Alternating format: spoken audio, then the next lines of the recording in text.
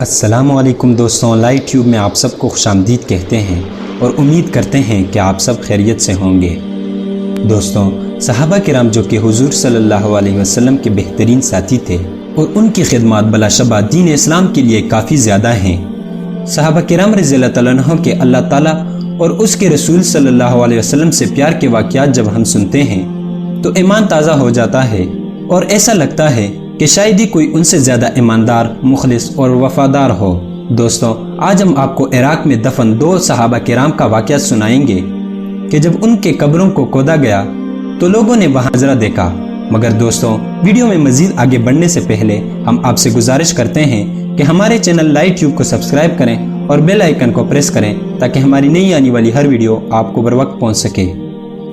دوستوں، یہ واقعہ 1351 ہجری کا ہے کہ جب عراق کے بادشاہ نے خواب میں دیکھا کہ 2 صحابہ آئے اور ان سے کہنے لگے کہ ہمارے اجسام کو قبروں سے نکال کر کہیں دور دفنایا جائے، کیونکہ دریائے دجلہ کے ساتھ قریب ہونے کی وجہ سے ہمارے قبروں میں نمی آتی ہے۔ لہٰذا جب بادشاہ صبح اٹھے تو اس نے ایسا کرنے کی نیت کی جو کچھ اس نے خواب میں دیکھا تھا، مگر بادشاہت کی زیادہ مصروفات کی وجہ سے وہ یہ بھول گئے۔ دوستوں، اگلی رات کو پھر بادشاہ نے وہی خواب میں دیکھا، لیکن وہ پھر حکم مکمل کرنا بھول گئے۔ لہٰذا اگلی بار صحابہ کرام عراق کے مفتی اعظم کے خواب میں آئے اور وہی بات دہرائی، اور ساتھ میں یہ بھی کہا کہ ہم نے عراق کے بادشاہ سے بھی 2 بار خواب میں آ کر کہا، لیکن شاید وہ اس سے بھول جاتے ہوں گے۔ صبح ہوتی ہی مفتی اعظم بادشاہ کے دربار میں حاضر ہوئے اور اپنا خواب سنایا۔ دوستوں، جیسے ہی مفتی صاحب نے خواب سنایا تو بادشاہ کو بھی اپنا خواب یاد آیا اور انہیں اپنے غلطی کا احساس ہوا۔ لہٰذا بادشاہ نے مفتی اعظم سے کہا کہ خطے کے تمام علماء کو جمع کرو اور ایک فتویٰ تیار کرو کہ کیا ایسا کرنا جائز ہے۔ دوستوں، مفتی اعظم نے اس وقت کے علماء کو اکٹھا کیا اور ایک فتویٰ جاری کیا کہ ہاں، صحابہ کرام کی قبر مبارک کو تبدیل کرنا شرعی طور پر ٹھیک ہے۔ لہٰذا ایک دن مقرر کیا گیا کہ اس دن صحابہ کرام کی قبروں کو کھولا جائے گا، اور یہ خبر پوری دنیا میں تیزی سے پھیل گئی۔ دوستوں، یہ کہا جاتا ہے کہ یہ حج کے دن تھے، تو لہٰذا جب حجیوں نے حج کی تو بڑی تعداد میں انہوں نے عراق کی جانب رخ کیا تاکہ وہ بھی یہ منظر دیکھ سکیں۔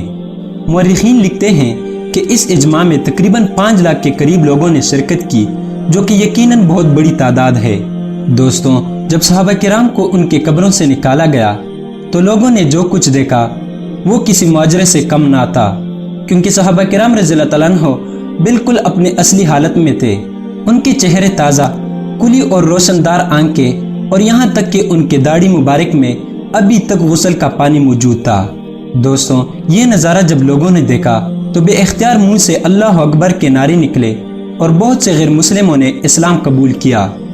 بعد میں اصحاب کرام رضی اللہ تعالیٰ عنہ کے اجسام مبارک کو عراق کے فوجیوں نے بہترین گارڈ آف آنر دیا، اور ان کے تابوت کو اس وقت کے بڑے بڑے بادشاہوں نے کندھا دے کر ان کو باعزت طور پر دفنایا۔